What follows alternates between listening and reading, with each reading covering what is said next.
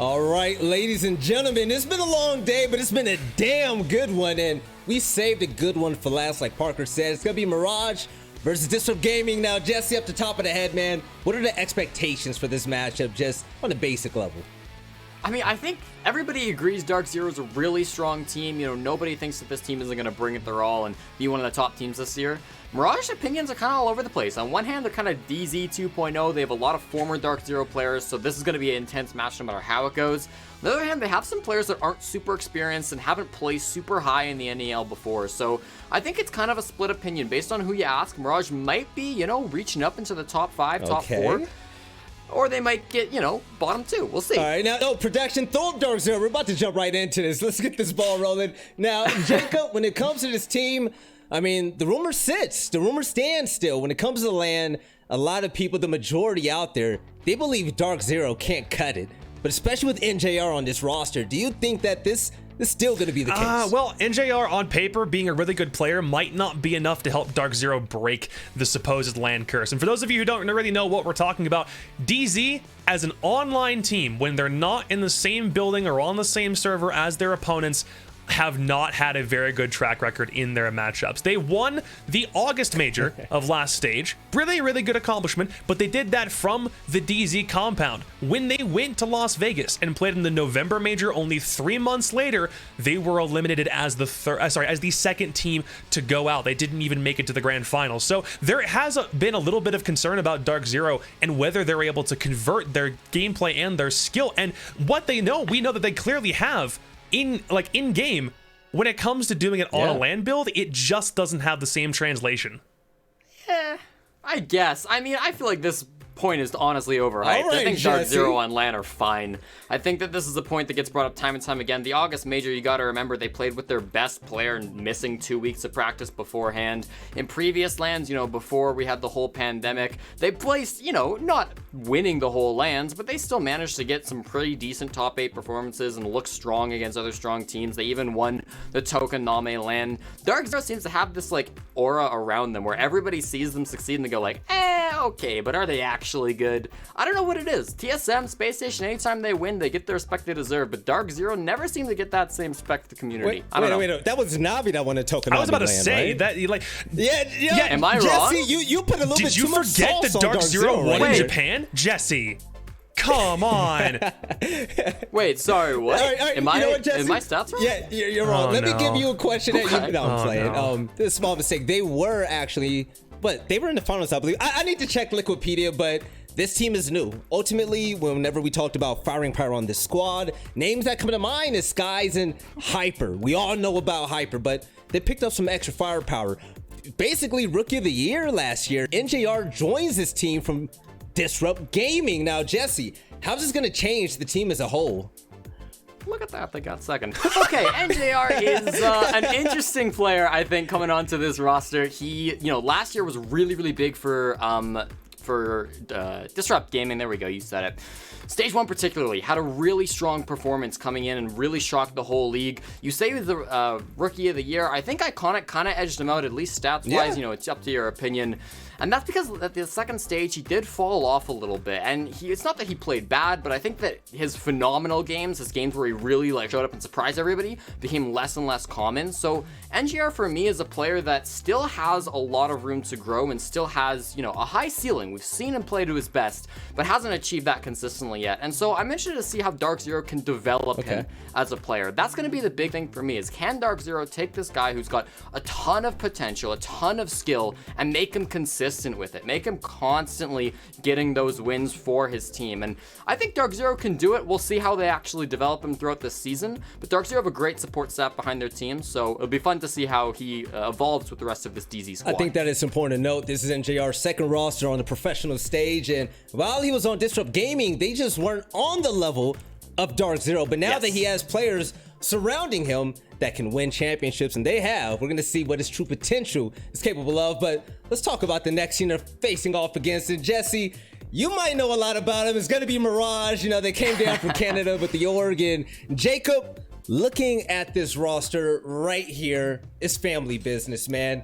what can you explain to the audience? Well, how can you describe that basically to the audience? Because I think it's a good story. It is a good story. So for those of you who don't know, Hot and Cold and Nyx, they're cousins. The two of them have actually played together on rosters in the past. Believe it or not, both of them used to play for DarkZero at one point in their respective careers. And now they're actually reunited with DNA on their team, who's an analyst, who is Nyx's dad and Hot and Cold's uncle. So it's a nice thing to be able to bring like the entire clan back together on one roster, but it clearly wasn't for no reason. There's a way that you can make all of these players mesh together. And for those of you who aren't really aware of what this roster for Mirage is, there are only 2 players from this team that actually came over from the Canadian division when we were merging them with the US division at the end of last year. And that the only player that's left, sorry, there's only one player that's actually left on this team now at this stage, which means that the entire roster is gonna have to look way different. You can't really use a whole bunch of like previous roster results with Mirage from previous tournaments or leagues or anything, because the outlook is totally different. The composition will not look the same, and there's a lot of different skill levels on this team right now. Mirage decided we need to pull out all the stops. There's no country restriction on us anymore. We need to do whatever we possibly can to make sure that we'll win, and the players that they've brought in definitely are some of the highest caliber in NA. Oh yeah, most definitely. And Jesse, when it comes to building a roster, a lot of teams, especially in NAL, they go by a specific build, and you think that the way they built Mirage is very different from most teams. Yeah, so Christian, the coach of DarkZero, put out a video on YouTube sort of describing how he tried to build this roster, because obviously only continuing one player from last year's lineup, that'll be Chase, not loading. They had to build a lot of new players into this lineup, and so we see it in the top teams. A lot of teams are sort of dropping those traditional support players and picking up young fraggers. Funnily enough, across the board, you know, DarkZero did just that. They dropped Hot and Cold, not because he was bad or he was underperforming, but because he didn't fit their mold of what they thought the game was sort of developing into. And they pick up like Young Fragger and JR. You saw basically every top team replacing their support players unless their support player was a crucial IGL. So Retro, Super, Canadian before he retired, all of these players, you know, are supports, but they're also IGLs, and so that's sort of where they get their worth from. But hard supports don't really, you know, fit into the lineup. On Mirage, they really wanted to keep a structured lineup. They wanted to make sure they had 5 guys with very secure roles. They wanted to make sure that they had people that weren't generalists. And that's a really interesting idea to me because it's so different from what we see from most teams. You know, they just want 5 fraggers. So they want at least 5 people who can frag, and then they'll throw some of them onto more support heavy roles. So I'm interested to see how it works out. The fact that it's so different is going to be like a good contrast against DarkZero. I don't know if I have personally a lot of faith in it because I think having everybody, you know, able to step up in a given moment is important, but we'll see how it works out. They definitely have some really experienced support players, and so I'm interested to see what Dream and Hot and Cold can do. And speaking of Dream, I just want to throw out there, congratulations to Dream from Mirage. In January, I think it was in January, he actually got married. This is going to be his first professional play day as a married man, him and his lovely wife Olivia, so shout out to them. And the production staff, they're going to throw up the maps any second now. And Jesse, when it comes to both of these teams, DarkZero, we've seen a lot of them. We have the stats, we have the footage. Facing off against Mirage, what map do you think we're going to go to today?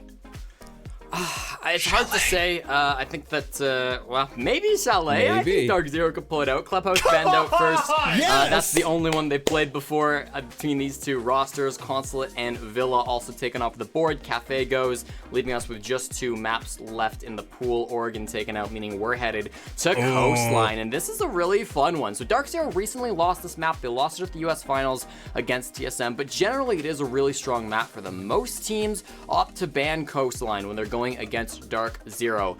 Mirage, you know, it's the old Mirage, so it might not be as relevant, but they did play this map in every single series of Stage 2. They beat Altiora 7-3, and they took Disrupt Gaming to overtime. So, you know, hard to look into Mirage's stats as much because it's almost a completely different roster, but this is a good map for DarkZero. I think they're very happy to be here. All right, so Jacob, looking at this game, it is so important. Kind of like Sonics versus Disrupt Gaming, you have another player playing against his former team. So as I ask you about predictions, when DarkZero won their major last year, their MVP Hot and Cold, who they replaced, and he's currently on Mirage, Do you think that he's going to have a chip on his shoulder and that's going to help Mirage upset DarkZero? Or do you think it's going to be what everyone expects, DarkZero to be on top? It's not going to be the biggest chip on his shoulder because I think that the rivalry between Iconic and Super and then Hot and Cold versus the rest of DarkZero, it's not quite the same story, even though it is a former player going up against his own team. That. Yeah, we know that. The story is cool. However, are we doing the prediction? Man. We're doing a prediction. Okay, man. so yes, DarkZero I do think come into this one as the favorite because they're more of a known commodity. And Mirage, we only saw them back in the DarkZero Pro-Am, believe it or not, a couple of weeks ago. So it's kind of difficult to form an opinion on where they sit. So it's a safe bet, but as far as I'm concerned, I'm comfortable going with a safe bet right here. DarkZero, we know how they play, we know what they can do, and I have no idea what this Mirage team is going to look like coming out of the gate. So safe bet, but sue me, I'm going DarkZero. A safe bet. We ain't taking them to court. Jesse, what you got on your mind, man? Listen, I like Mirage a lot, and I hope they do well this season, and the Canadian in me really will be rooting for them. But I just don't think these players have what it takes to finish too high in the North American League. I mean, we've got a bunch of players that are, support players. They're not going to have maybe the biggest impact, and they haven't found a lot of success recently. I mean, Dream is a great player. He's fine, but he hasn't achieved a lot of success. And then some younger players, like Chase or Benji Mula, who are, again, like decent players. I don't have anything against them personally, but they just haven't really achieved any success so far. So I'm going to give it to DarkZero definitely for this. I anticipate they'll be able to beat DarkZero 2.0, as some people are opting to call Mirage. And yeah, I'll go for the one thing about this that I don't like is the fact that if I'm right about this, it means that Jesse actually gets one of his predictions right on the day, and I kind of don't want him to. 3? But I also would prefer to go up 75% on the day, so it's a tough call. I don't know which one I want. Jesse, man, I haven't seen you with a stat line like that since we played Ranked, man. What's going on? It's best of ones first day. Give me a break, all right? We got a whole season ahead of us, Belly. All right, and you don't got to do me like that. Ladies and gentlemen, you heard it here from the analysts. We're going to see if Mirage are going to earn their stripes to get some bold predictions to beat teams on the level of DarkZero and Blue and Stokes. Take it away. To be bringing you this final matchup of the evening between DarkZero and Mirage. We'll be jumping into it pretty much immediately here, folks. We've got all 10 teams in the or all 10 players, I should say, in the lobby, and we are pretty much just waiting on their signal to get ready to go. Stokes, what are you thinking of this matchup as we get ready to jump into it? Oh man, this is going to be a tall task for Mirage, but I think they're up to it. Jesse pointed out that DarkZero is a squad that really enjoys Coastline. A lot of teams ban Coastline up against this team, but Mirage, technically speaking, have some undercover spies from this squad that have worked with DarkZero for a very long time, and I think that that's why this matchup is so incredible, is that you have these people that have found success with DZ before, now on the other side of the coin. They have to go up against DarkZero with NJR now in the lineup, and what can they produce? Well, we saw Mirage have a very successful DarkZero Pro-Am where we saw Hot and Cold popping off, Nyx having some amazing matches, and overall Christian, their coach, showing off that he definitely has what it takes to have that HC position. Yes, we'll see how the new blood here in the Mirage roster is going to shape up on a map like Coastline, a very chaotic map as well. So it'll be interesting to see how DarkZero thrives under that sort of environment, as we generally know them to be a very strategic, very well ironed out team. It can make for some very interesting play as we get ready to head into this map. Really just at any moment here. We've got all of our players ready. Our observer has started the game, and that means, ladies and gentlemen, it is time for our final map of the evening. It is Coastline between DarkZero and Mirage. The winner starting themselves out with a great scoreline for the beginning of Season 2 of the NAL. The loser, not so much. Well, Coastline for the last map of the day, and let me tell you, Playday 1 has been an absolute banger so far. Plenty of words spat back and forth between teams and everything else in between, and I don't expect this to be any different, even though these guys are clearly some friends on certain levels. But we're already going to have some bans coming out that are pretty unique. 2 right off rip going to be removed. Not only Buck, but Zofia also getting banned away. A lot of the teams today prioritizing some awkward bans up against these teams to really limit what they can do with their strategies. The Buck ban makes sense, though, when you consider the amount of bottom to top clearance that he might be able to work towards, especially against the upstairs site defenses. We don't see it super often, but when it is used, it can be quite potent at clearing out players in more hard lock positions behind soft destruction. So we'll see that get taken out Defender bans are a little bit more straightforward, though, as Mira pretty much makes one of the sites viable for defensive strategies in the first place, so removing her removes one of the options from the defense, and as well, Valkyrie tends to be a pretty common ban on all of our maps right now, so not too much of a surprising pick right there. No, not at all. I think the offense is definitely the most unique aspect of that ban phase. I don't think we've actually seen DarkZero banned on Coastline ever inside of the NAL. So pretty cool stuff happening there. We'll have to see how that affects DarkZero inside of their lineups. Obviously, no Zofia means you're going to have to replace her in some capacity. She has so much utility to offer the offense, so to try and slot somebody else into her position could be difficult. But for DarkZero, it looks to be the Yana. They already have the Sledge along for the ride as well, with some soft destruction and Ash to be expected, but we're gonna have NJR on our new hologram friend. Let's see how he will fare on that. At the same time, let's take a look at how Mirage is going to shape up their initial defense, which is surprisingly going to be over here in Kitchen.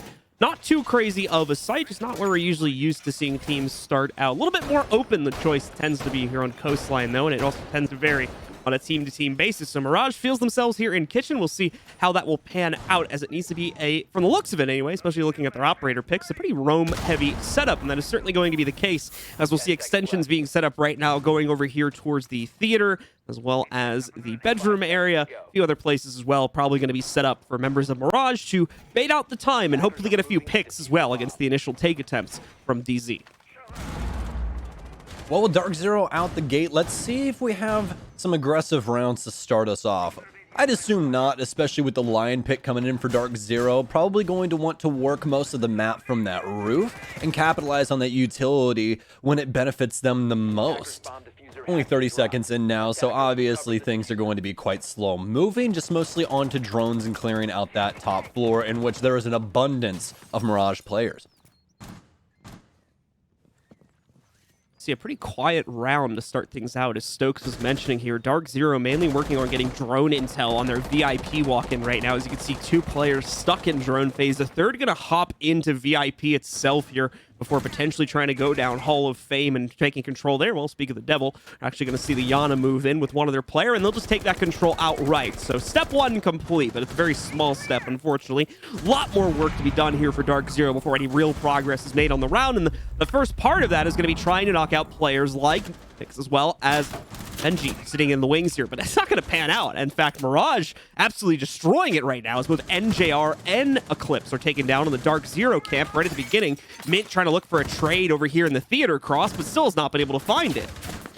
Yeah, big problems right now for DZ, as both of their info gathering operators are now gone. Mirage with a hell of a lead already inside of round 1, as they were continuing to work those angles, but finally just leave the area. They'd much rather lean on that timer and put DarkZero into a bad spot. DZ need to try and get these refrags, and this is where the problems are going to ensue. They now have top control, so the verticality will come into play, but they can still possibly be pressured at any moment in time, as Hot and Cold lies in wait upstairs inside of Billiards. The rest of the Mirage members, though, downstairs inside of not only lobby, but also the bottom of Vibes, and one remainder inside of the actual site.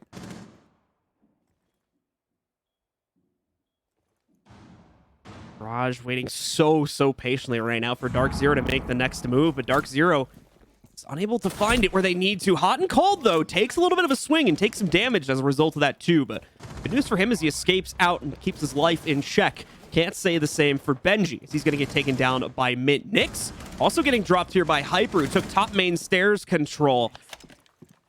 Starting to see the round shift slightly as we come down to the final couple seconds here, but who's going to come out the winner? That's still the important question. Not loading, trying to find the lineup, but at the same time, it's a great bait because it allows a grenade to fly in, taking him down. Hyper to close out on the actual kill. Now it's DarkZero with the advantage, but with only 14 seconds left, they have to move quickly and get into the site. Hot and Cold has a potential cutoff against them here, as they're going to try to swing in through the main door and push themselves into showers. That could be a problem for them. There's the first cutoff from Hot, but he fails to account for the players moving in from the main door. He'll be immediately traded out by Skies. Everything falls to the defenders, and they're going to win it out on the timer, as unfortunately that distraction in the front lobby wasted enough time for our defenders to run it down. Oh, such a scary round there for Mirage, but they're able to seal the deal in the end and take the first defensive win here on Coastline. It's a really big deal. Some really strong picks early on from Mirage as well to limit DarkZero's potential here inside of round one, but DZ still did such a fantastic job of not only maintaining that top floor control, but also producing picks off of it. They went for that full top clear. They never really were able to find hot and cold, and that really was the thorn in their side that eventually led to the massive issue at the end where he was allowed to be alive inside a courtyard and ends up thwarting that last second clutch. So great stuff from Mirage, really limiting DarkZero, forcing them onto that timer and into a clutch moment earlier on, especially with the 2 operator picks that they did get. I mean, you wouldn't have wanted any other operators out of what they were able to get. Both info ops going down for DarkZero, and Mirage, just fantastic stuff to start us off here on Coastline. We've got an interesting pick from not loading as Tachanka is going to be brought in. For anybody who hasn't played Siege in a while, this is not the same Tachanka that you've known from before. I'm not sure if we had him picked earlier today as of yet, but this is the first time I am getting to see him in NA play, so it's going to be very interesting to see how his new kit is going to potentially hold up the DarkZero attack, especially considering he's being comboed with a smoke. Lots of delay potential coming in because of that new Tachanka utility, the 10 incendiary grenades, which he can place down at any of the key choke points that are often used to take this site. Yeah, he's got a lot of mollies, as well as his LMG that everyone knew him for with his prior kit is now his primary weapon, and it has a hell of a lot of soft destruction, let me tell you. It just tears through these walls. The circle machine is what I like to call it. Yeah, exactly. I think when he first got released, I tested it, and you can create like 10 holes all with his LMG, like 10 actual like crouch holes. So he's got insane potential for breaking up sites and things like that. I like his application to hookah just at like, you know, a face value, just because of that delay like Blue was talking about before. Smoke is really, really strong here inside of a vase position or over inside of pink where we see Chanka right now. And to have 2 of those types of operators here for this site honestly bodes pretty well. First, the E1D scan coming in from Eclipse right there, as he's going to use that to try to get some early info on the potential roam game for Mirage. Don't believe he got a whole lot of info, but as a direct result of that scan, or just as a convenience of the timing, Nyx was forced back to the depths of the site, meaning that Mirage is now playing a pretty typical bunker hold here on the inside of the site, and Nyx actually almost losing his life there too, due to the top-down angles which had been opened up. A little bit of a tricky situation for him. You can see him running around trying to look for a safe spot to play. There just really isn't one, unfortunately, at this point in time. So we'll pick the best one that is available and await the next move from DZ. Well, Mirage currently congested inside of site right now. Haven't found much area to work with aside from the actual site setup. So everyone currently centralized around this for the time being until DarkZero makes their first step.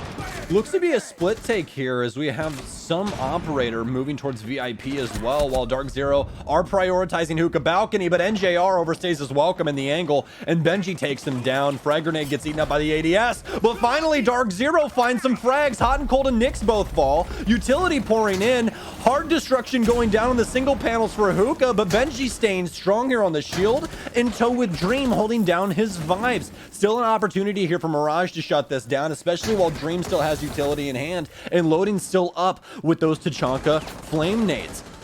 DarkZero stuck outside still, but Dream finally with the first strike takes down Mint. The flame nades come in, but Hyper's made the play. He forces his will into face, takes down 2. Skies cleans up the mess for him. We're gonna need some cleanup inside of Billiards, folks. It is a massacre for DarkZero as they're able to find their first one on offense.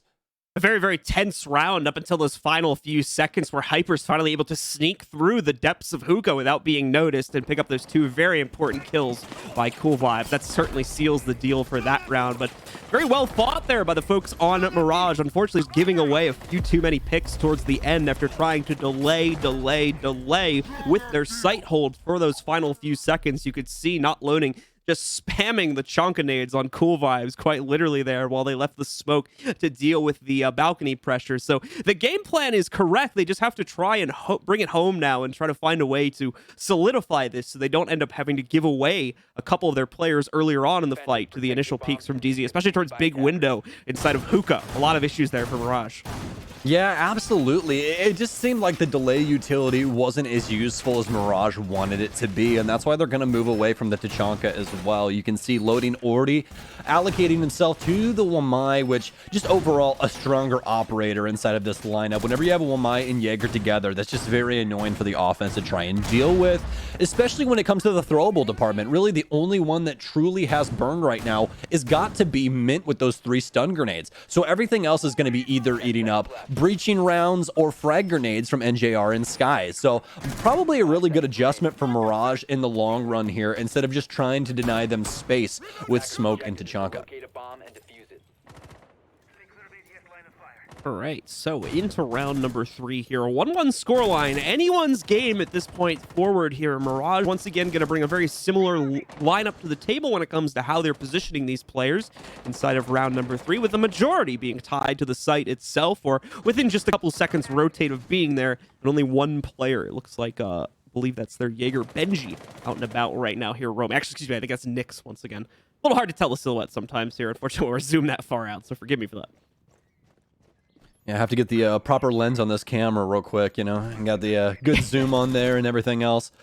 But either way, Mirage back upstairs into Hookah, and this is a little difference from what we saw in the previous round. We have one of these Mirage players actually playing inside of VIP, as well as some control inside of luggage, and that's what we want to see from the Mirage squad. That last round, they got very congested inside of site early on once DarkZero started applying pressure, but DarkZero didn't have any pressure from the east side of the map. It was simply the balcony and the billiards double window. That was it. Everywhere else was free reign for Mirage to try and play, and it just ended up being very, very rough for them once that execute came through. Just too many people inside of the kitchen per se. Minute and 40 left now on the clock for DarkZero to make some magic happen, though. Is it going to happen through the same means? That's the big question. They have some drones inside of Hookah to get some good intel on the back end of the actual site, and it looks to be very similar fashion. Pre-fire through the wall off of the lion ping from the double window for Eclipse. Very nice shots onto Dream. Deals some damage as DZ are getting ready for this execute. They do find the damage on the Dream. They have not been able to otherwise find an opening pick as they were able to do in the previous round. In fact, it's the opposite that's happened now. Benji swinging from his corner angle here just inside of the Hookah door. Takes out one of the players on balcony. Not loading has success from his angle as well. I believe taking out the player on rappel. One from Mirage's side. In fact, 2 now. Dream and not loading going to get downed and taken out. So DarkZero replies right back to those early openers from Mirage. And it looks like we're going to have another very, very close shave here for both teams as it's coming down to the wire in these last 40 seconds. Oh, this is going to be incredibly close here, Blue. Neither team wants to give the other an inch. You can see DarkZero just pre-firing through all of these soft walls, trying to see if any of the Mirage members will peek out. Skies has made an adjustment over towards the roof as well, but it seems as though he's now inside of Aqua. Doesn't do any damage to him, though. He's aware of the flank, but could possibly be pressured from inside of Billiards as well. Doesn't have any frag grenades to be able to get rid of this Banshee either, and Hot and Cold capitalizes on the situation. Sky's stuck between a rock and a hard place, and now Benji inside of Vase, doing what he does best, taking these frags, but it's going to be a hyper move here for Hyper up the staircase, not able to make it happen. Mint now locked up inside of Hookah, and he's boxed out as well. Round 3 goes to Mirage after some extremely strong defense. It's much more akin to what Mirage, I think, we're hoping to accomplish in the previous round. Limit the potential execute options for DarkZero down to only 1 to 2 places, especially with the Tachanka spam going on over by Cool Vibe stairs, and then basically force them in. And that time they were able to use it even without the Tachanka. So things work out much better for them on that run compared to previously where they lost too many players over in their Billiards defense. Apologies for the laugh in the background right there. But I was just, did you guys see Dream? Did you guys see Dream there? I didn't catch it. He's got a HyperX bandana on. It's fantastic. Oh, it's I did see that amazing. earlier, actually. Yeah, I saw that earlier. It's so good. It completely caught me off guard. After that round, I expected to look across and just see him clapping, and that wasn't what was happening at all. So it was, in fact, the exact opposite of what I expected. So, but Mirage looking super solid on these defenses so far. And I think the thing that's so strong from them so far is that they've recognized early on inside of these rounds what DarkZero's plans are for trying to take control of the map. They're not really too concerned with these angles. They have most of these things set up to where they're not getting too much pressure put on them. That round went so well the previous time, though, because Mirage was able to get those earlier frags, especially the one onto Eclipse for the double window. That helped help them out a lot. To get rid of that double window player frees up so much space for you to work. And with him gone, you have plays like Hot and Cold moving inside of Billiards and taking down Skies and things like that. It just makes it a lot harder for the offense to actually create those cutoffs and make it dangerous for the defense to move around site like they want to. So similar flare going to come out on the overall defensive setup that you're currently looking at here for Mirage, but obviously it's to defend an entirely different site, which doesn't look very well defended at all right now. And you'd be right in assuming that, but you'd also be wrong because it's a siege after all. So Mirage is holding upstairs in addition to downstairs. They'll have to funnel back down that basement position if they're overwhelmed here, but they need to hold this because if not, then their attackers can open a bunch of top-down angles, and trying to hide downstairs isn't going to be too fun either. So they do have to extend their hold out here. Oh, Nyx putting himself into a very sketchy situation right there. Got caught crawling across the window, but was able to get out of that situation in time to save his own life. Just barely, though. Going to be at sub 25 now as a direct result of that. Well, still has a pulse, and that means he can still shoot somebody. That's really all they're concerned about right now, but that is definitely going to be a factor going into these last 2 minutes. Early damage from DarkZero means that Nyx won't be able to take angles like he wants to. And speaking of Aruni, we haven't seen her all too much just yet with her fresh release. Oh, what a shot there from Hyper inside of Luggage. Takes down Loading inside of Aqua, giving up quite a bit of map control upstairs. But nevertheless, it's just cool to see her start getting worked in, especially since she is the only defender right now that has a DMR at her disposal. Just a really, really cool kit to have implemented into Siege overall. And what a play from Hot and Cold. Read like a book. Nitro Cell underneath. Hyper's not even concerned with the angle, but he needs to be, because if it's hot or cold, it's definitely all hot right now. This guy is on fire. 4v4 going into the last minute here. Their E1D charge coming out. You can see a few aggressive moves from DarkZero to correspond to that play as they attempt to find out where the remaining bits of the defense are at. It's not an easy game to play. You can see it here in our silhouettes. These guys are spread out all over the place. DarkZero trying to play whack-a-mole with their sledge right now, hoping they get lucky and find one of them, but unfortunately no dice on that, and they're really out of time to play like this. 45 seconds left. We are going to see the Yana drone try to move in, but it'll be denied, and another kill going to be picked up here by Mirage as Nyx takes out Eclipse.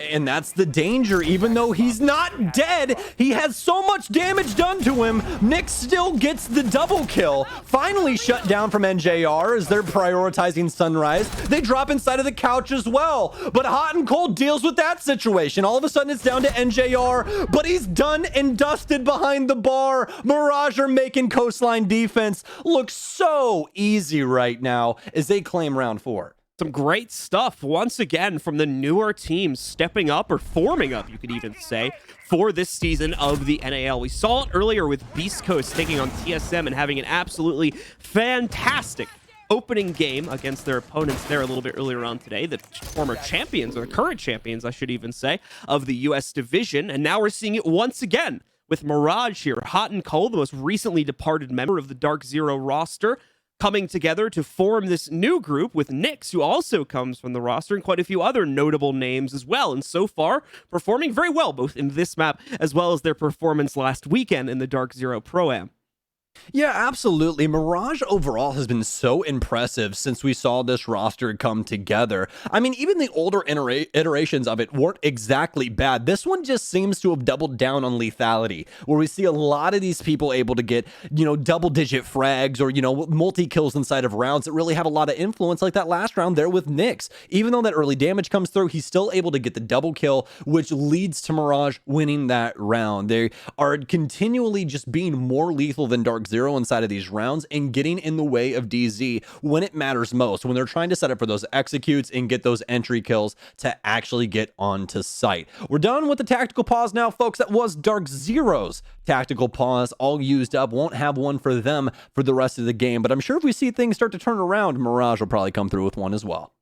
Protect your bombs from being Well, let's defused by take attackers. a look-see here at how exactly DarkZero is going to, or I should say, what exactly DarkZero is going to bring to the table to change up the game plan right now, because we are routing right back to where Mirage started this map off at, and where things once again started out pretty well for them due to how well they were able to leverage early control over the map to get aggressive against DarkZero, find those early picks, and then make it very difficult for the closeout at the end as well. Even though DarkZero made a valiant attempt and nearly came back, Mirage due to the split nature of their remaining 2 to 3 players at that point, they were able to stress the timer far enough where DarkZero could not get the case down onto the ground, nor could they kill the final player from Mirage, as he was inaccessible by the time they were at 0 timer.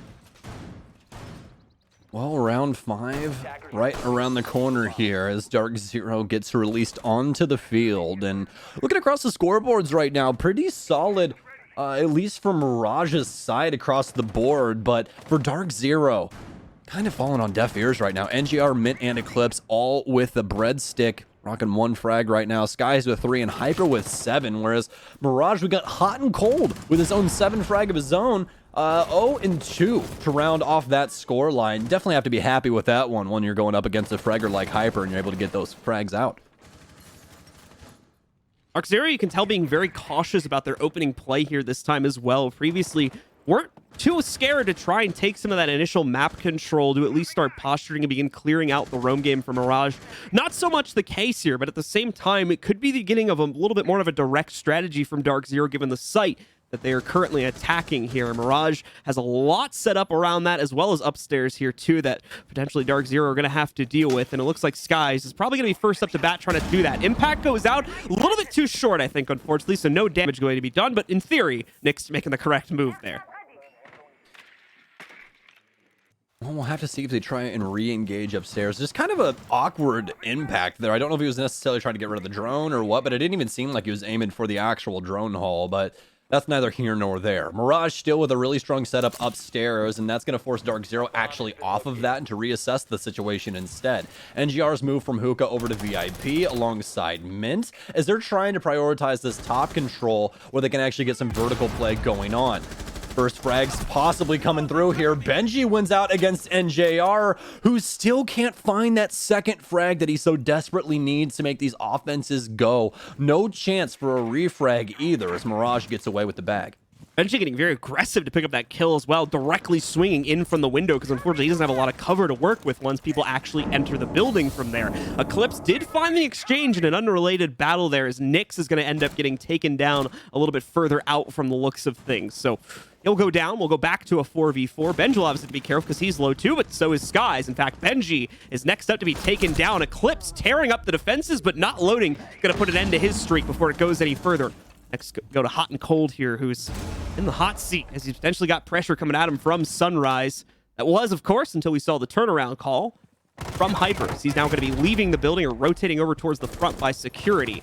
Rest of DarkZero still on the outside, still looking for picks, and we're at 20 seconds, folks, so DarkZero need to pick up the pace. It's definitely kills they need to find upstairs, but I just don't really think they have the time to do this anymore. 15 seconds Oh, left. this is going to be a crazy 15 seconds for this 3v3. Hyper pressuring stalls right now. Has one inside of beer he has to worry about, but Hot and Cold gets the frag from outside. Hyper flicks back, takes down the player inside a lobby, but he's the only remaining member on DarkZero. And after Dream takes him down, round 5 is going towards the defense. This defense is just looking so strong right now, Blue.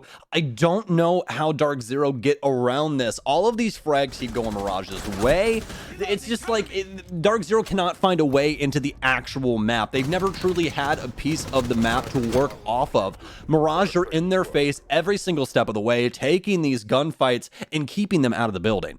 All the important fights too. I hate to use this as a point of analysis because it's generally pretty bad analysis, but I feel like it's pretty true right now, and that for a lot of, especially the early round duels that we're seeing here, DarkZero just not winning their ones when it comes down to it, and that's putting them on the back foot so many times. They've come close on quite a few occasions to course correcting it and being able to win the round regardless, but never really able to get themselves over the line and secure it. So definitely an issue that needs to be fixed here sooner rather than later, and hopefully within this map. As if not, Mirage is truly about to run the gauntlet straight up to 7 rounds. Absolutely. And speaking of gauntlets, we're about to run something that we didn't expect to see with that Mirror Band coming in. We are here on Hookah, on Penthouse Theater, which is a site that we don't see very often at all. Mainly because the penthouse area is practically one big no man's land. You don't want to be there or you're more than likely going to die. You got to hold things down from over inside of theater where Mira comes into play quite often, but since she's banned out, obviously the lineup's going to look a whole heck of a lot different. Mirage, mostly focused on not only denying utility in the throwables front, but as well as utility for information. They want to make sure that these drones are stuck in place for DarkZero, and they can't get as much info on what's actually going on early on here. Great prevention of the wall as well with that mute utility from Nyx. Let's see how Mirage try to work this out, because this is quite in-depth with the amount of angles towards VIP. Yeah, could be dangerous here for Mirage, especially if players start getting torn apart. Yup. But thankfully, they're not going to have to worry about that with the +1 advantage. Hot and Cold sneaks away NJR's life as he gets himself to the pool door window. DarkZero do not have a player keeping an eye on that, and Mirage will reap the rewards. That right there is just intuition. Oh, Okay, man, never mind. Eclipse.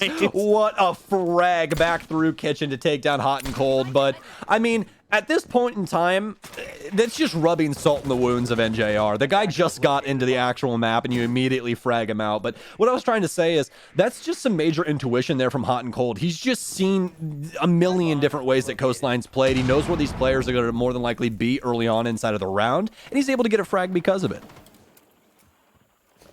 About a minute into the round here, already seeing some action, but overall DarkZero not trying to take, as we've seen many times before, not trying to take a massive amount of map control in these first couple minutes, let alone all 3 of the minutes here, as we've seen in a couple of the rounds. But are making progress. They've slowly worked their way in and gotten a lot of drone intel, specifically about what VIP and the Hall of Fame look like at the moment, which is definitely going to be a big area of the map that DarkZero are looking to take control of, and if anything, use it as a staging ground in order to get into the rest of the site. The problem is going to become, once again, as we've already seen in the previous couple rounds, if they can't even get access to that staging ground, what hope are they going to have to work their way into the site? And it looks like right now they're trying to leverage to get this wall open from VIP into the bedroom, but unfortunately there is a pesky mute jammer on the other side they've been trying so hard to deal with and unfortunately have not been successful. The good news is, though, they'll be successful in the frag department. Skies at least gets another kill. DarkZero are now ahead here as we enter the last minute of the round. Yeah, but that's the biggest problem is DarkZero have gotten to this point every single time inside of these offenses. But what is it worth when Mirage is able to continue to clutch up these rounds when it's so desperately needed? Now it's time for DarkZero to take the reins and claim this round, splitting us 4-2. They desperately need it while moving into the defensive side here. Eclipse with a nice frag gets one, but oh no, the case is now down outside. It's not loading, finds one. Nyx looking for yet another inside of sight. Finally, the case going to get picked up, but Eclipse has actually been down. They need to not only pick him up, but they need to get him actually into the site. Skies with a solo play of his own takes the frag, SMG-11 in hand, and he whips Nyx down. Round 6 for DarkZero on offense, off the back of some fantastic plays here from Skies over towards the top of main. Skies definitely picking it up here big for DarkZero and making sure that they're able to solidify that one final round before the initial half closed out and we flipped over to the second side. So Mirage with a pretty convincing lead coming off the defensive side of Coastline, not the side we normally favor in these sorts of situations. So they are definitely in a leading position, at least from my point of view right now. And we'll have to see how DarkZero is going to look to swing back, as they will also dive directly in on a kitchen and service defense for their initial defensive round coming up right now. Some fantastic stuff on that half from both squads. DarkZero kind of floundering there for a moment, but able to reclaim ground and able to get around on the board, especially one that was so very important when it comes to Coastline's dynamics. We'll see if they can try and get some things rolling here on defense. But as for Mirage, such a solid defense overall of Coastline. That is quite a dominant one. We don't see that happen too often here on Coast, just because of how the map usually ends up going. There's a lot of angles you have to worry about on the defense. It's difficult to try and work around this big old donut, and usually the offense can probably pick off some people in that meantime while you're just trying to be safe. But Mirage were able to counteract that by getting aggressive, getting into DarkZero's face before they were able to actually set things up. And that's really where they were able to win out, was getting down to those 3v3 situations, 4v3 situations, where Mirage really just pulled ahead of DZ on that half. But that's all done and dusted at this point. DarkZero now over to defense. Mirage on the offense as they break out onto the field with some new looks, some new pillars inside of this lineup that we didn't see before for DarkZero on their offense, most notably being Dream and Benji on the Jackal as well as the Dokkaebi. Once again, it's going to be a couple of seconds here before the action kicks off, just because the Mirage players do now need to use their additional drones.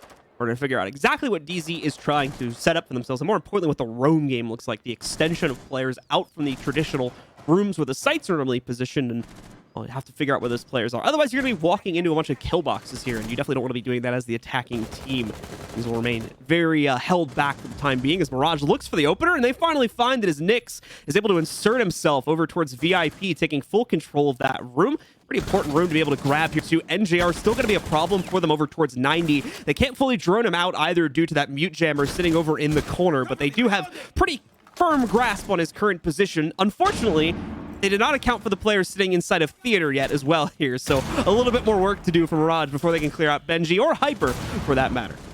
Oh, finally some frags coming through for DarkZero. Mint gets one, Hyper gets another upstairs inside of Guitar. All of a sudden, this turns on its head, and DarkZero pull ahead upstairs. Dream, only remaining member besides Benji inside of VIP, upstairs for Mirage. Dream with a nice shot takes down Hyper with that DMR, but do they know that there's still one upstairs inside of the hallway? Not loading, swings in, plenty of stuns. NJR pre-fires, but oh no, rocking a hard play, swinging back and forth, pre-fires, takes down loading, and that's a huge frag actually, but oh my, Dream gets one of his own. What is happening right now? There's still a minute left on the board, but Mirage continue to push through and frag out these DarkZero members. It's all down to Skies now inside of sight. An operator that Skies has been most notable on within the most recent years, used to be a mainstay entry for a lot of the rosters that he was on before. Instead, defensively, switches over towards Smoke, and he's found so much success with this kit since playing this operator, but DarkZero needs him now. They need him to step up and find this win inside of this 1 versus 2. They've still got the Jackal scans as well. Skies, unfortunately, cannot escape the intel game that's going to play out here for Mirage. The call coming in as well. Just no winning this fight right now from an intel basis for Skies. He's got to try his best to do it with his gun skill, but unfortunately, that's not going to happen. Benji gets the last frag, and Mirage win out the initial round of the second half. Well, everyone check your calendars, because I think today is actually opposite day. I mean, every team that we thought was going to just run away with the games today, just not the case. Not the case. Blue TSM falls flat. DarkZero. I mean, I don't even know how to describe it right now. It's just really, really difficult for them to try and work anything across the board. That defense in particular actually looked quite strong with the trades that were coming in.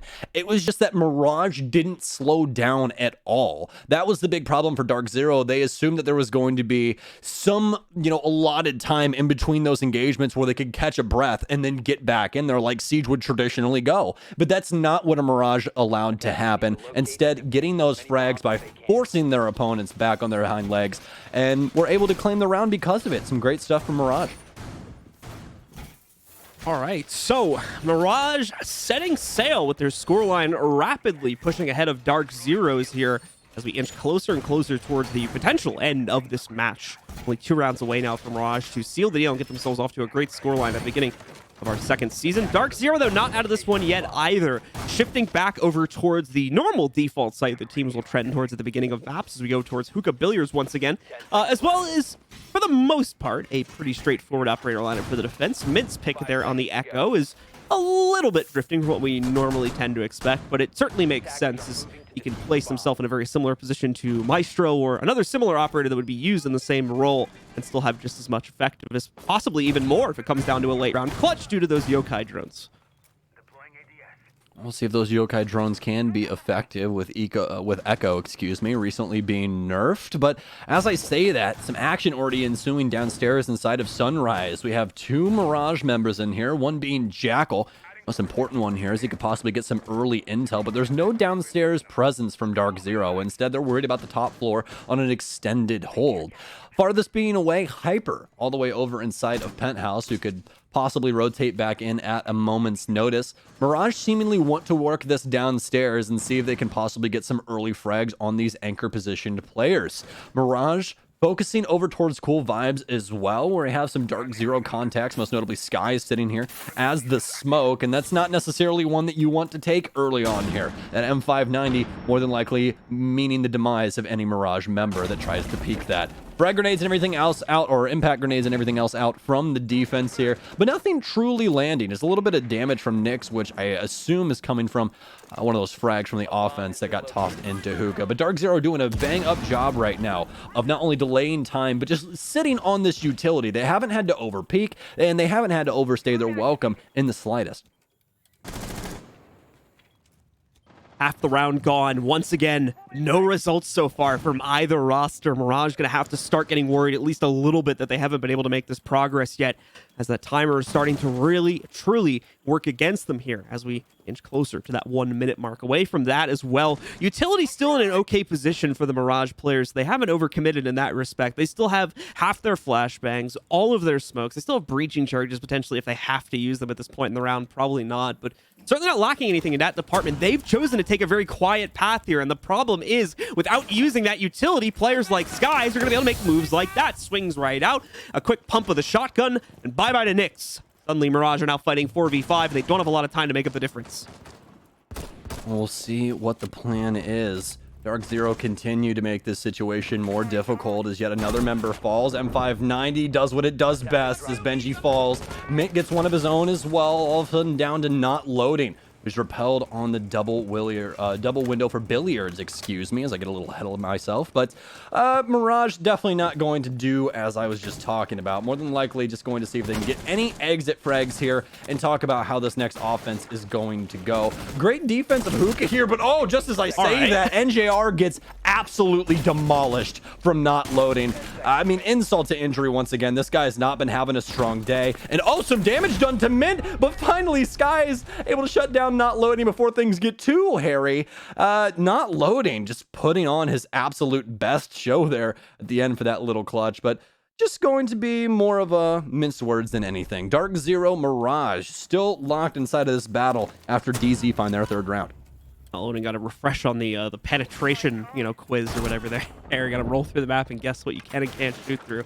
Nearly going to get done, though. Obviously, he just took a wild guess, and it was pretty much a lost round at that point anyway, for the most part. So nothing too heavily going to be taken away from them there. DarkZero as well, with a really solid defense, mainly throughout the fault of Mirage, in my opinion, though. That was a really weird round for Mirage where we just never really saw them take any risks up until the end, not wanting to use their utility or try to take any sort of aggressive control throughout the map. And finally, they just start swinging it as we get down to that last minute or so, trying to take Cool Vibes control. But like I was saying, without any of that utility used and trying to play quietly up until that point in the round, I mean, DarkZero were ready for it, and they just shut it down.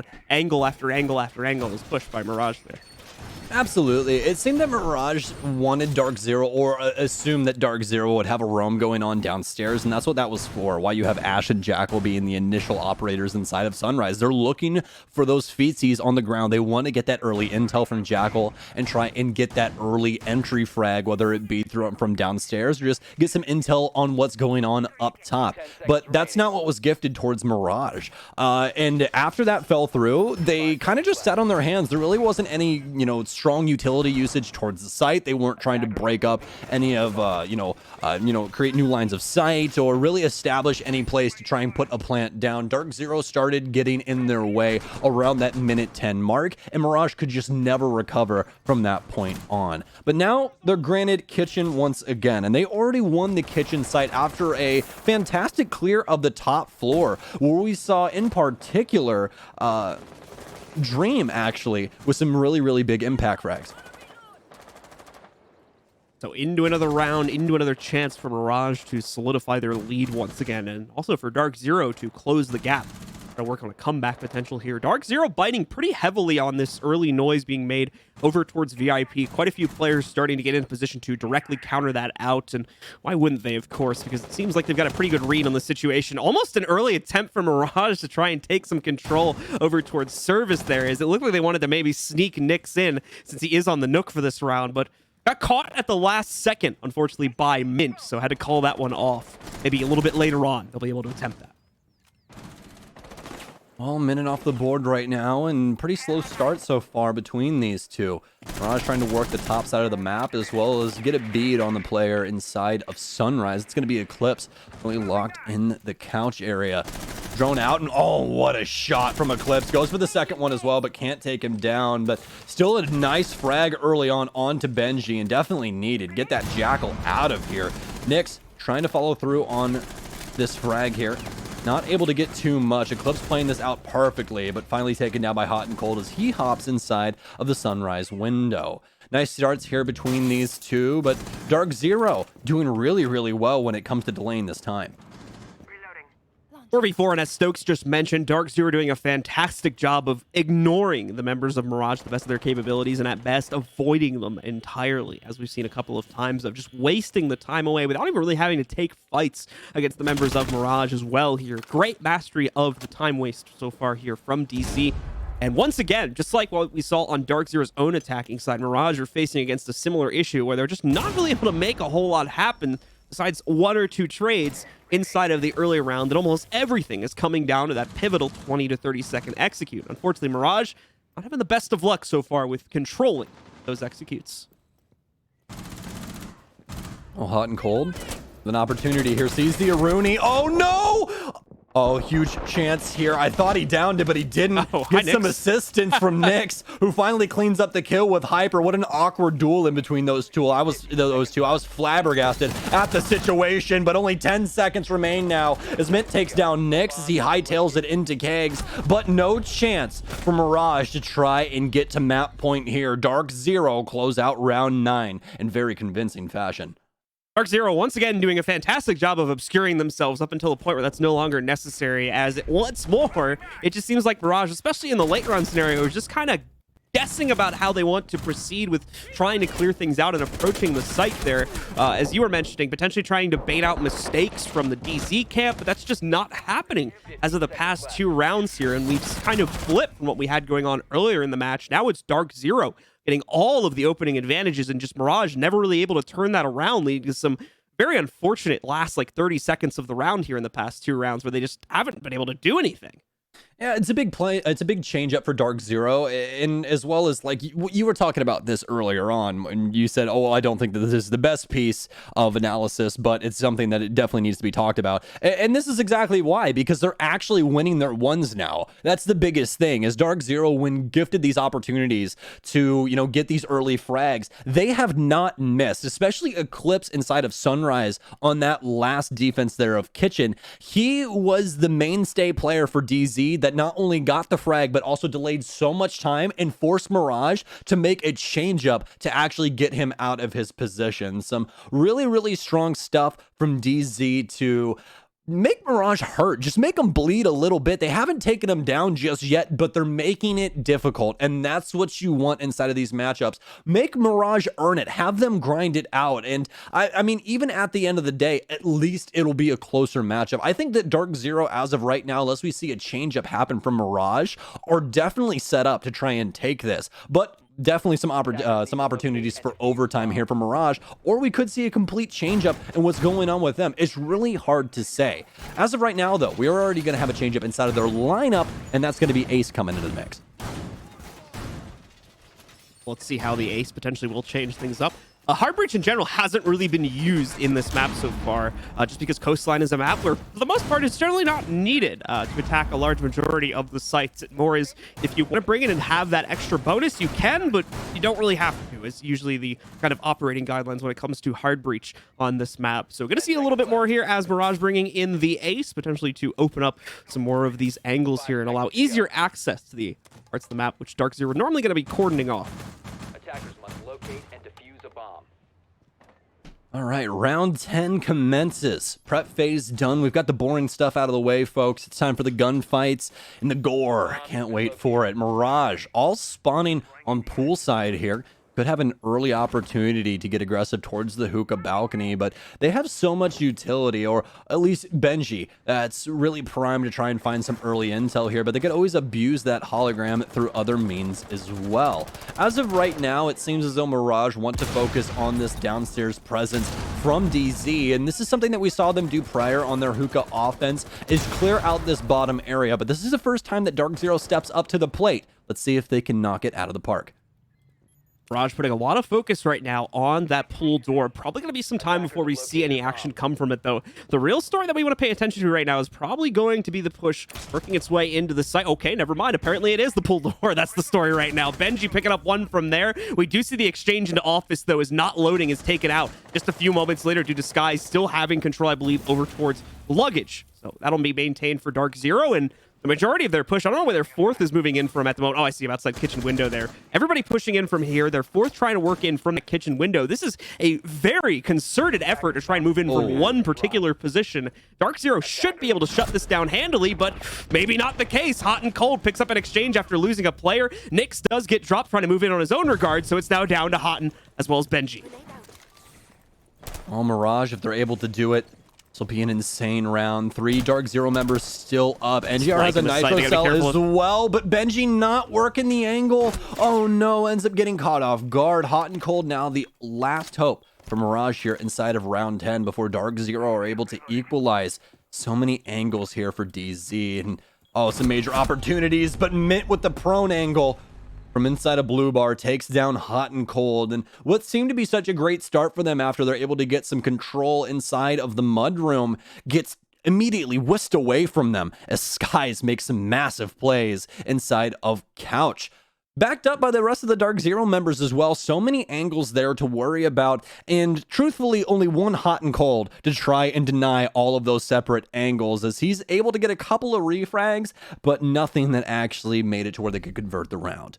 Yeah, on top of that as well, Mirage trying a little bit more of a direct strategy that time instead of spending the first like 2.5 minutes trying to deal with the outside presence and then focusing on the execute all at once. They tried to go directly for it, since you can sort of make that play on the double bar, but unfortunately, due to the fact that none of their alternate angles had any success whatsoever, their Nomad getting shut down inside of office and one other player getting shut down trying to move in through the kitchen window, it once again just became a very one-dimensional push at the end of the round. And while theoretically, it could have worked if either of those alternate angles had success on fending off the flanks. Without that, it turned into something that was very, very easy for DarkZero to shut down, in my opinion.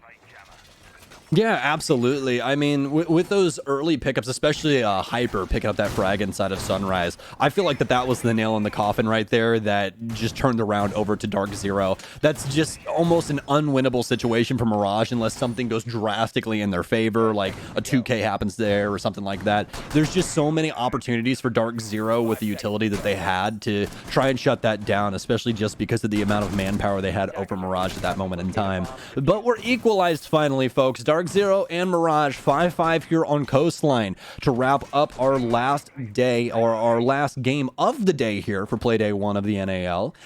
Let's see who can possibly win this out. Round 11 just now commencing. Mirage still on the offense, looking for their first offensive round in 3 rounds, as they'll be attacking into Hookah. Extended hold once again here for DarkZero, as they're looking to work the map quite quickly, starting things off inside of Guitar again with some drones inside of Penthouse Bathroom.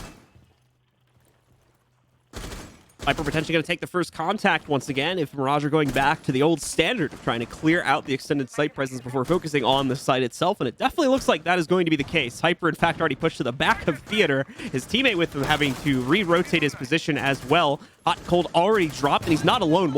Two other players, I believe, actually with him for this push. They are brute forcing this Theater hold out of the room, and it's worked. Benji going to take down Hyper. Can they get the second frag, though? This is the issue. This is usually the player that's able to fire back, and while he's going to be able to get that first kill, he took a lot of damage in the process. NJR, you've got to run for your life now to be able to keep this in your team's favor, and you're just not going to have that opportunity. Absolutely no chance for NJR to get out of there, unfortunately. No, if one Mirage member is fighting a firefight, the whole squad is fighting the firefight. This is what we've seen routinely from this team so far inside of this map. And it's boding so well for them. Mirage continuing to find success here, but these last handful of rounds just not it for them. Finally, inside of round 11, they have a break and an opportunity to claim a round once again. Mirage still working the top of floor here, as well as maintaining that roof hold here from loading, at least with that ARX and some nice angles that you can possibly hold over towards Vase. Still a lot of utility on the defense that the offense has to worry about and clear out, but they still have lots of utility to get through that as well, especially with Nyx in these breaching rounds. There's going to be that lull moment before we see the actual execute come through for Mirage, as they have to clear out all of this. They don't simply want to walk inside of the site and give up this round to DZ. But with 45 seconds remaining, as well as all the windows and everything else busting open, things have to try and change for the defense, and Eclipse is going to be the one to try and make it happen, but it's shut down from Hot and Cold as he dashes out of Hookah. Oh, no. Skies with a tactical grenade or a tact smoke goes out, but doesn't work out for him either. Dreams with a nice frag, and all of a sudden, it's down to Mint to try and keep them away from victory. Dream on the plants, able to secure that. Mint gets a frag, but not before Nyx shuts him down. And the previous DZ members, once again, muster a lead over DarkZero.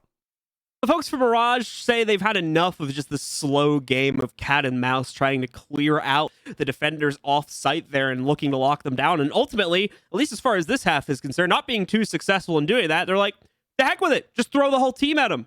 And it works brilliantly. They force out the theater hold within the first minute or two. And then finally, they don't have the issue that's been plaguing them for the previous, half that's been playing out here. They don't have to spend all the time looking for additional players and spending time checking their flanks on their drones and things like that. They can then solely focus on the site execute. And that gives them more than enough time to be able to flush out the remaining defenders there from DZ that were still hiding in hookah and billiards.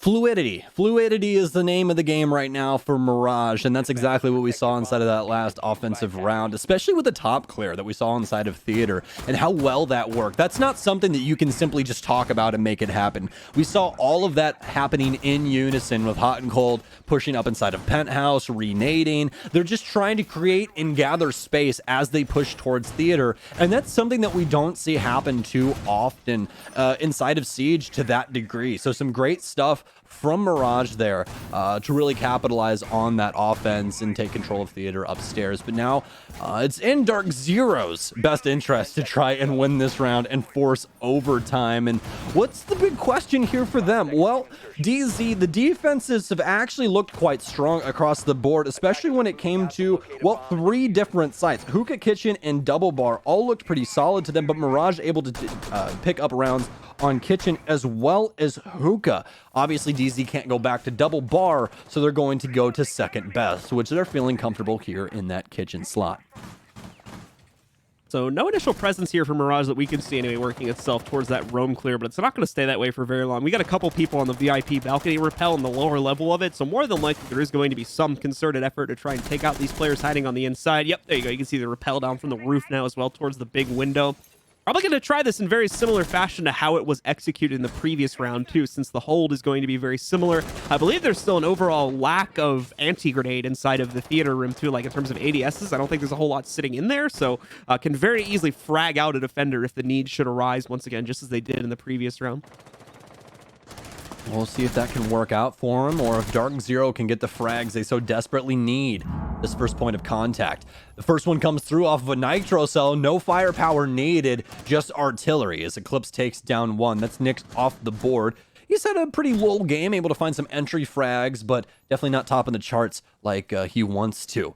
Minute and 43 now for Mirage to try and make something happen upstairs. They're attempting to try and duel the man inside of Theater as it's multiple angles as Hot and Cold takes down one, almost able to get some damage on the player inside of 90, but there's a hard wall there instead. NJR actually gets cut off from inside of VIP, almost getting down, but makes it away with about 5 HP. A little bit of a rough patch there for the DarkZero camp as they try to scurry back their extended players closer to the site. Nearly losing NJR in the process, but keeping him alive is a very, very big deal, especially if he's going to remain out in a little bit of a harder to spot position here, just because he could potentially come in the late round, surprise, even if it's just for a 1-for-1 at this point. That 1 is going to be worth its weight in potential gold, so very, very big deal, even though he's just a sliver of HP remaining, that we keep NJR in this fight, especially coming down to the wire here in the final 55 seconds. Oh no, a lot of pressure coming onto that Maestro right now, but he's going to thrive in it. Mint going to the corner, swinging back out to take down Benji. Mirage are stunted now, only with Dream and Hotten to play off of. Hotten as well, only at 50 HP, so he's relegated to basically grenade drop duty, but unfortunately can't even do that. So he's going to try to find any of the players that are remaining that he might be able to spot by knocking out out these top panels and hope that he can pick one or two of them off to make the job a bit easier for Dream, but nothing coming up for him right now. Absolutely nothing, and they're going to have to try and brute force it in a 2v4. Well, DarkZero with a huge chance to force overtime here. Not much time for Mirage as Eclipse is still off inside of security. Actually gets found out by Houghton, but plenty of damage dealt. Dream has a chance, but doesn't look like it's going to go too well until he takes down NJR. Could possibly get another, but some great plays here from Mint as he's hiding behind the bomb chassis inside of Service to force overtime here between Mirage and DarkZero. And John, would you want it any other way when it comes down to how this series has went so far? These two are neck and neck here on Coastline, as it really does feel like we are back on the teeter-totter. Certainly the case. Very, very promising early round coming in there for Mirage as well, as they try so hard to shut that one down and bring it home. But unfortunately, the escape player on top of the trade just not going their way surmounts itself to be a very, very difficult 2v4 execute, especially considering the positions that they were working for. Really great attempt, especially again from Dream there, picking up some great headshots towards the end of it, but not nearly enough for the clutch. So we go into OT to settle this matchup here. 3 more rounds will decide these teams' early season fate. Okay, well, DarkZero have defense here on our overtime start, so they'll have 2 defensive rounds, while our friends over in Mirage will have 1, but that might actually prove to be really, really good for Mirage. I mean, Mirage's offenses have looked okay, but I definitely think that they have an opportunity to get 1 here, at least when it comes to attacking the Hookah bomb site. They've seen Hookah almost the most out of these, Kitchen actually being the most played here for DarkZero, 3 times actually in their regulation as opposed to 2 times with Hookah. But I definitely still think that Mirage have a chance here, and if they're able to get this round, that defense is where they're looking to seal the deal, because it was so very strong here earlier on their half. As we finally get out onto the actual field, we have an extended hold once again from DarkZero all the way over into Penthouse, playing around the 90 area, also backed up with some ADSs just to try and get rid of some of those throwables early on here. Mirage, once again, looking for that early access going into Theater. It's going to lead them down a bit of a drone game here in order to figure out, once again, who's here and, more importantly, who they need to deal with so they can decide if they want to try to bypass this or sideline it for later on in the round, should they not be feeling it. But definitely seems like we're once again going to have the very aggressive clear coming in from Mirage. 3 players committed to droning this out, gathering intel. Of course, trying to be careful to make sure they don't lose too many of those. 2 out of 3 of them are going to get taken down. But oh, no, that's not the follow-up I was hoping for, actually. DarkZero thought they would have been able to lose a player there, but instead they pick up a frag against Nyx as the first one trying to put pressure onto the inside of Theater. He's going to be taken down, potentially more to go down in the second here, too. Hyper saw that wall panel fall down just a moment ago, is probably expecting a swing for the other direction at any moment. NJR, looking put into a little bit of an awkward position now. He's going to deal with the air jab around the corner. Hyper, potentially will have to watch out for that, too, if any of this soft wall behind him gets taken down. Thankfully, Ash won't be able to do that at a minimum, but doesn't mean something else can't take it out. Regardless, though, DarkZero doing a fantastic job of wasting time yet again, as Mirage has been trying to get Hyper out of here for the last minute and a half, and they've just now done it. Delay was beautiful from DarkZero, but hot and cold with some nifty work of his own, finally gets control of Theater. Still a lot of default cams upstairs to give some intel towards these DarkZero members. NJR with an opportunity here. Oh no! He reads the situation so wrong, and Dream's actually sitting inside of 90. But a refrag comes through as Dream oversteps, and Eclipse takes him down from inside of Hookah. It's a 3v3, but this is exactly what we expected between these two coming into this last minutes. Now on to DarkZero's defensive setup. We still have Mint and Skies here with so much utility at their disposal, especially Skies with these toxic babes to try and delay time. Each one of those is 10 seconds, by the way, folks, and with 45 seconds remaining, this is not looking good for Mirage coming into these dying moments. Some nice setups here from DarkZero for some fantastic angles to hold over towards Aqua as well, and this is what this offense is starting to look like. But oh wait, the adjustment coming in from Mirage, not loading, going over towards Hookah, and I also think that we saw Benji making a play over towards the window for Hookah as well, so we could have possibly a pull here from Mirage to try and get the DarkZero members to focus on other things. Benji now forcing his way up the VIP hallway, takes down one, but he can't find Mint, who's laying down inside of the couches. Houghton gets one, can he get the second? They have the comms, 5 seconds remaining, SMG 11 in hand. Can he possibly do it for Mirage? No, he can't. Eclipse just too strong inside of the clutch as he claims round 13. Another round where we're brought down to the timer, and unfortunately, as has been the story throughout this entire map, the attackers just cannot find the frags that are needed to win. That's going to put Mirage up against the wall for the first time in this map. DarkZero, now with the potential to take the series, as of course, guys, remember, we're on best of ones now, with a 8-6 victory, if they can repeat their feat now from the attacking side. At the same time, Mirage going to be looking to try and net themselves at least one more round here from the defense before they have to go back to the attack to try to close out. And this is actually going to be the first time that DarkZero takes the lead in all of Coastline. It took all the way to overtime to finally see DZ pull ahead, but they've done it, and they have a great opportunity to close out, as Blue was just talking about. But that doesn't mean Mirage is going to take this lane down. They had a fantastic defensive half themselves, especially when it came to this kitchen site, where we saw both of their attempts be pulled off with flying colors. Mirage seemingly always wanting to double down on those frags and try and keep that man advantage as equal as possible. We'll see if this continues to ensue here on their first and only defense of overtime. But going back to these scoreboards, because we noted on these a little earlier on inside of this series, Dream and the rest of Mirage looked pretty solid across the board, most notably Hot and Cold 16, 2, and 9. But DarkZero have come into their own as with the update, the only member of the squad not over double digits right now is NJR. The rest of the team having double digits or, better, 10 or more. So some solid stuff happening for DarkZero now at a time where they so desperately needed it.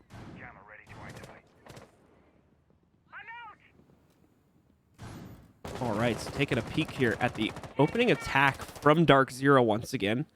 This is interesting to note, as I've mentioned this a few times already, they've kind of struggled with a lot of the same things that Mirage did on their own attacking side here, and a lot of it comes down to the early rounds. So very important to pay attention to this next minute or two and see who comes out as the winner of that exchange. More than likely, that'll have pretty big implications as to who might be winning the actual round itself. If Mirage is able to once again bait down all this time, leave DarkZero, not even a kill against DarkZero, but with only a minute or so to clear things out. And then at the same time, if we see situations like this unfolding where Hot and Cold's able to find a pick, and as far as I can tell, it's going to go completely untraded, that's also going to put DarkZero into that same awkward position that I've been referring to. I feel like Hot and Cold should just be on any team that DarkZero plays up against. Just the guy's practically clairvoyant. I mean, he's just seeing everything before it happens. All the frags falling into his backpack, and that thing's getting quite hefty at this point. But doesn't have to care about that one too much, as Mirage is still well within their right to try and take this map. DarkZero, a little slower to the upswing this time after NJR gets taken down early on. Some nice adjustments from Mirage, and another kill falls in off the folly of the Nitro Cell, but just one singular one that rings true onto Mint, and that's going to be so much damage done, as well as just look at the drone economy right now for DZ. NJR's dead, you can't use his hologram anymore, and you only have 2 active drones across the entire board. What do you do now? And now it happens once again, folks. Mirage, still with the aggressive plays, able to take down yet another member of DZ. Oh, finally, the pendulum will swing the other direction, as Hyper is going to be able to pick up the first exchange in the round against Benji. Very small note at this point, considering they're already down to what was a 2v5 and is now a 2v4 here. Quite a few power positions that the members of DarkZero still have to clear out here, just inside of the lobby alone, not even counting the players back over towards Sunrise. And that's not even considering the fact that as soon as DarkZero reveal their push, Mirage is more likely going to rotate players into appropriate positions as well, which may explain the confirmation of this here before I speak. All right, never mind. I thought they were going to split push for a second. Not going to be the case. Hyper actually takes a little bit of heat as he tries to work his way in through the pool door, because Houghton still here. The problem is, though, gives his tracers away. Hyper replies back, and his aim is going to be a lot better in this situation. He hits the headshot, and all of a sudden here, things aren't looking so great, but the problem still remains. That timer, which has plagued both of our teams so far in this map, have to try and brute force it in. Down goes Hyper. Sky's the only player that's left here now, trying to make a play, but it's not going to happen as Nyx gets both of the finalizing kills there, and we are going the full distance as we get ready to head into round number 15 to decide this map. Both of these teams are just playing defense so well right now for Coastline. This is something that we don't see have to happen too often here, but it's just the early aggression that both of these teams are preventing with these setups. DarkZero most notably inside of Theater on their setups, but Mirage more of the same that what we saw with DZ, able to get those early frags, but it was more or less around that VIP area, and sadly, it hangs on NJR's head. I mean, he's been opening frags so many times inside of this series where it just comes back to question, why are you on an operator like Yana? You want to be able to use that hologram and help your team and, you know, get them some information, and he's just dying with utility in hand over and over again. It's just a really rough game for NJR right now, and I think with him firing on all cylinders like we'd expect from him, that DZ already closed this out, but now we're here, 7-7, and it's anybody's game. This could be the opportunity for NJR to step up when he's needed the most for this squad. Going to do the alternate setup, I believe, for the Sunrise play, because we have NJR coming in on the castle, so more than likely we'll see one of the soft panels either get left soft or blown up downstairs, and the main door gets castle barricade, if it's the way I've seen it used in the past. Could play it like 2 or 3 other different ways too, so I'll hold my tongue a little bit here before we see the rest of the setup looks like, but I believe that's the path we are going down right now for DZ. 5 seconds left. We'll have to find out here. Usually the castle setups here work out pretty well. It's just a really good LOS prevent. You know, you don't want to try and get anybody. Oh, okay, never mind. Oh, he's using them all upstairs. Okay, well, I was dead wrong then. Just locking them out of sight. It's the roaming castle, apparently, is what we got right now. Upstairs only for the castle. I want to make sure that they can't try and get those crosses set up on the defensive players upstairs. But Mirage looking to clear through other means, actually, as right now we're going to have a drone working inside of service where Mint currently is. He has some opportunities to rotate out as well, but it seems as though he could honestly run into some problems. Already across being established through beer. Mint's getting droned once again. Don't necessarily think that you can get out of this as the kitchen window's now being held. Oh no, Mint, it's already been set up. You can't get out. From this moment on, it's literally just drones pouring in here and him trying to escape. Okay. Oh, okay. Nice and move. I guess he's out. The angles aren't being held from Mirage. They set them up and then they leave because why not? Well, I mean, why would we want the free kill anyways? Let's just not do that. I guess, like, well, to be fair, like, Mirage has been put into a situation so many times where they thought they had a kill like that, then they end up so wasting true. a minute or two off the clock. So, not really gonna fault Mirage for passing on that kill possibility right there. Mint, you absolute ghost. He gets out of kitchen. He just There's walked no out. way he's getting He just this. walked out. That's not supposed to happen. Oh my god. There's no way Mint is just surfing crosshairs right now, just going left and right against the Mirage roster and man. somehow getting avoided all this time. Like, Guys like oil with water. He's just going right around them. They can't get a beat on this guy's location. He's already left. That's half the round gone as well, all off the back of Mint's sly efforts. As for Mirage, though, they actually have quite a good attack happening across the board. About at the halfway point through the map here as they're cutting things up. Finally, a frag happens as Benji they got downs him. one, but it's actually going to be Mint, who was our Sly Cooper earlier on, but not going to be able to confirm that one just yet. Benji not too worried about it, to say the least, as they're trying to put pressure on the remainder of these DZ members, but do they know that there's still 2 DarkZero teammates upstairs? that will all come to fruition here over the next 40 seconds as once again, Mirage going to be pitted against the timer and in fairly brutal fashion too. Mint's a dead man. There's no changing that. So this is going to go down to a 4v4. NJR, remember, on Castle does have that secondary shotgun, so he's going to open up some utility usage here. Skies with the will take out one, but not loading, finds the response. Benji holds the line at the door, but fails to account for the Cool Vibes player, and Hyper responds back. Another Nitro Cell kill has left Nyx as the final player alive, and Hyper is going to shut him down as well. DarkZero take the 15th round, end the map and match along with it.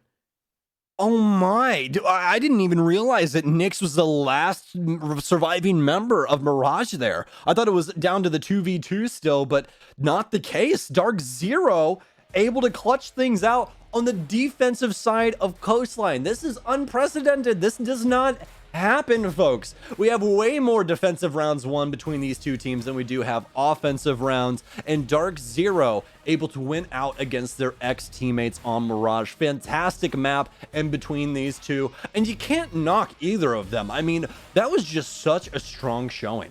I mean, you look at the scoreboards, and they're very, very close to each other as well. Some of those rounds were neck and neck and neck constantly. I mean, even looking at like the top and bottom kill potential there from the top and bottom members of each team in that match, it was like 17-6 and 16-6, or I think like 18-17, something around that line. But like it was neck and neck with regards to that stat line. So considering that, this was a match that easily could have gone either way going into the end of it there. But ultimately, both teams, I think, suffering from a lot of very much the same issues as well, looking at it from an overall kind of match perspective here.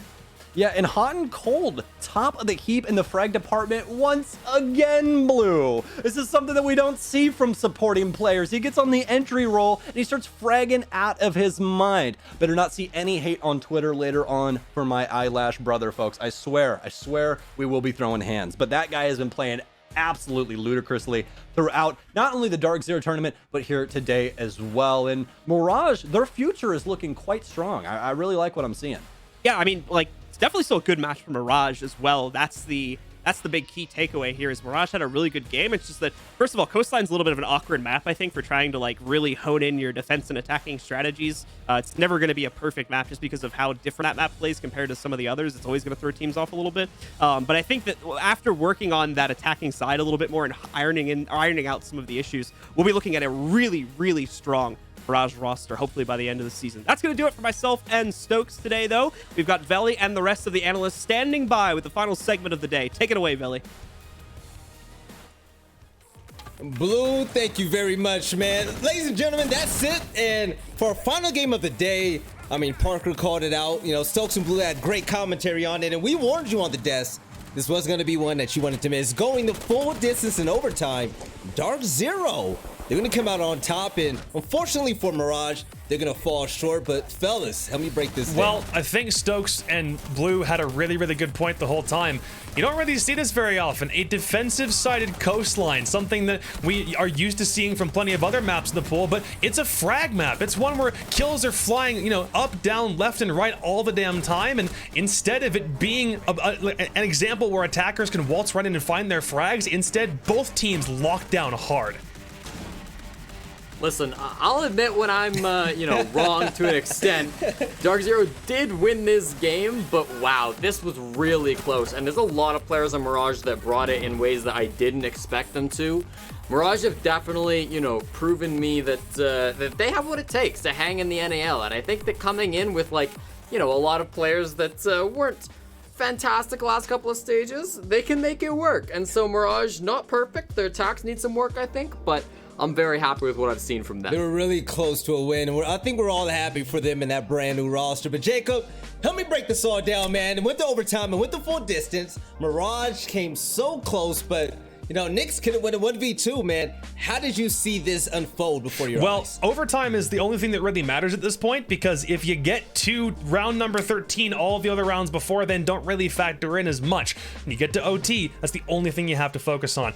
Both teams winning their own defense, I think, was really interesting. Actually, no one won anything except their defensive rounds in that overtime, which made things really, really cool. But it was a case where neither team really had positions for refrags for their teammates. Both of them were kind of separated when they were on their attack, and the defense was able to stand resolute, lock in kind of like a rock. They didn't really move from where they were anchoring on site, and that was the case kind of everywhere. When it came down to the very final round, though, that was where kills came down to within the last minute. There were no frags until there were 60 seconds on the clock, and then by that point it really just wasn't enough time for Mirage to make their final approach and find those last couple of DZ players. So unfortunate for them, but they did come really, really close, and them taking a team like DZ the full distance on the first Playday, there should be a lot of confidence in Mirage right now, even with a loss. Hats off to the boys. I know, man. I'm telling you, that loss actually hurt all of us. If you guys heard us in our call, we were like, no. Jesse, looking at Mirage now, they played great. And you feel like a lot of players on our roster are a bit undervalued, so to say. Who are they and why?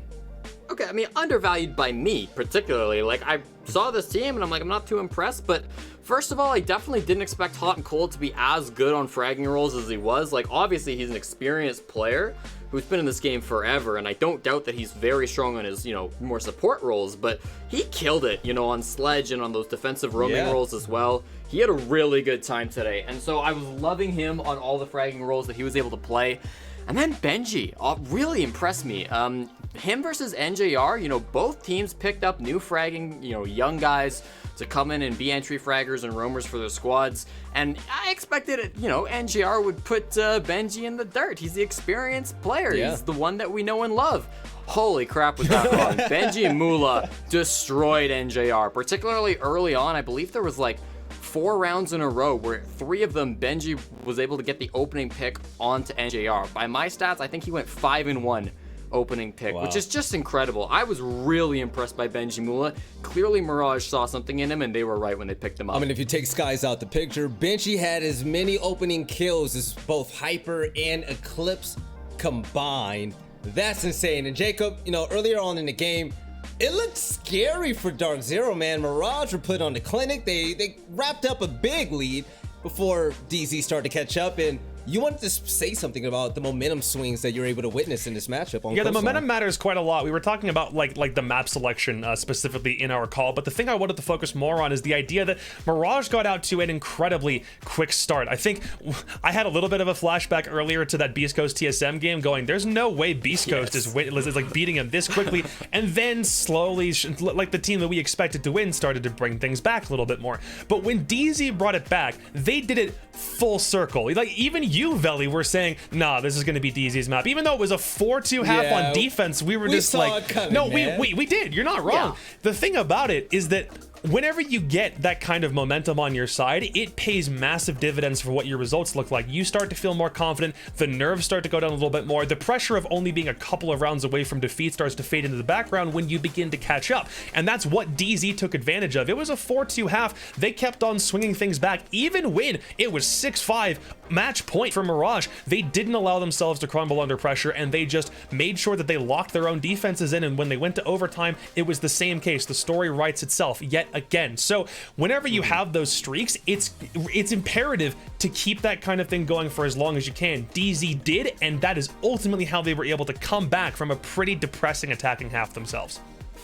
Jesse. Yeah, and I think the big thing that really did, help that shift happen in the momentum was the side swap. I mean, Mirage's attacks were a little bit off. I think that that's something where they can go back and, hopefully improve on. As a newer team, you expect attacks to be off. It's definitely a harder, job than when you're pushing. They slowed down a little bit. DarkZero didn't hold anything back with their defense, so obviously they were roaming all over the place. That final round with the castle setup upstairs, brilliant. Mirage didn't really know what to do with it. What surprised me was earlier on DarkZero also not really having great attacks. I mean, they were doing all the steps, they were just doing them too slow, Elliot. It felt like every single round DarkZero would attack and they'd clear and they'd be at a 3-on-3 and there'd be 5 seconds on the clock.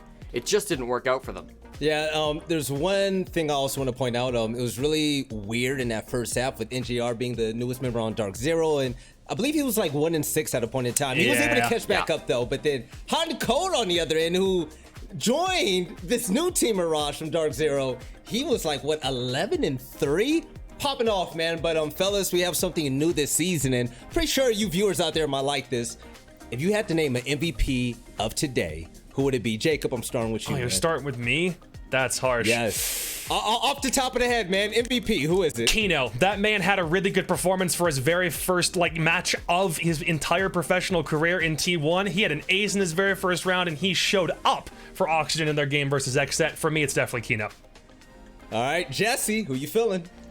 I gotta go with the guy that delivered us the biggest upset, Fozo, at the very beginning of that match against TSM. Really impressed me. The frags he brought were incredible. The whole team from Beast Coast was impressive, but he was my MVP of the game, end of the day. All right, Jacob, I have to ask, did you hear the producer tell me it was Kino when you answered that? No, I didn't hear any of that. Are you sure?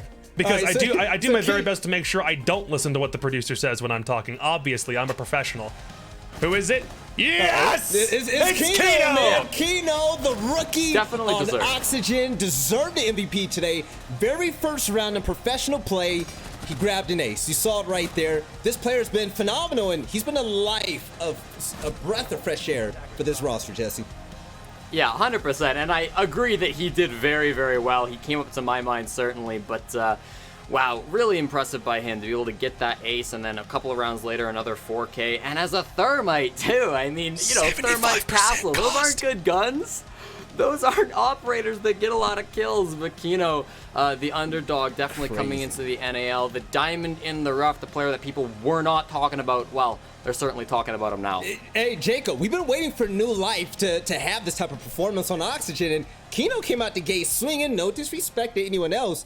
Do you think that this Oxygen might be a little bit more exciting this time around with another fragger like that? Well, Oxygen's always been an exciting team because Laxing and Foxay are on that squad, and Laxing will go off and do his own thing, and Foxay can play cleanup. But you put some really good, solid players around two guys like that, and hopefully they can break that glass ceiling that they've had for all of last year. We were talking about third and fourth place finishes and exits from, you know, tournaments and championships really early. I don't want to get ahead of myself. I don't think anyone here wants to make any crazy bold assumptions about what any team is going to do after just the first day. But when you're able to defeat a team like XSET, who's largely an unknown, with two new players who performed as well as they did as Yaga and Kino, OXG's future looks bright, and I'm not ashamed to say I am very excited for where they're going. All right, so also we have something new for you. It's another graphic. We have a leaderboard to show everyone out there how today has basically been in the world of Rainbow Six Siege for NA, and I'm excited to see who's on top. Yeah, it's gonna be a bunch of ties. So Oxygen, Sonics, Beast Coast, they're gonna get the wins today, and unfortunately the losses we see who it was handed down to. But there was one team we haven't seen yet, and Jesse, do you think that we're ready for the new era of Space Station Gaming? The world champs, by the way. The world champions continued on with a little bit of extra bonus time for their title at the end. Space Station Gaming still the world champs, and you know the big thing for them, they lose Canadian, right? This is going to be the talking point for the entire stage.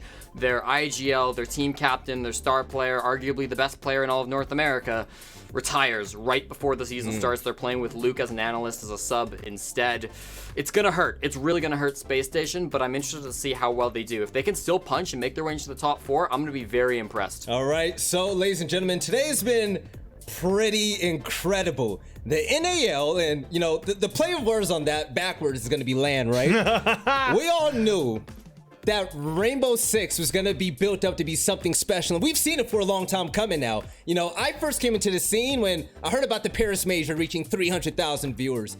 But looking at Six Invitational after Six Invitational, the improvements, what we've been seeing, the esports scene as a whole, and what's been happening here in NA, the electricity and the energy that we saw on that main stage, you can't compare it to anything else. Damn happy to be here. Jacob, you've been involved with the collegiate scene as well. What do you want to share about that with the viewers? So the collegiate scene has been getting a little bit of an uptick recently because Faceit is getting directly involved, trying to give the NA collegiate scene a little bit more of a breath of fresh air. We had a conference championship happen on this Twitch channel just a couple of weekends ago, and now the actual grand finals for that collegiate tournament. The first season of Faceit's official involvement in collegiate is happening this Saturday, and your boy, along with a couple of my friends from the collegiate scene, will be casting those semifinals and those grand finals. So if you want to see what the next era of Siege might look like below even a Challenger League level for a lot of people, then come on in and tune in for that grand final and the semis next Saturday right here, twitch.tv/Rainbow6. And one more time, keep up that energy for all the pros out there. We love the trash talk. We love the highlight plays. And most importantly, to the viewers out there, we love your support. Next week, make sure you don't miss the same time, same place. The first matchup of the day is going to be exactly what we were waiting for. Disrupt Gaming against Space Station Gaming. We'll see you next Wednesday here for the NAL Season 2, and I hope all of you have a beautiful night.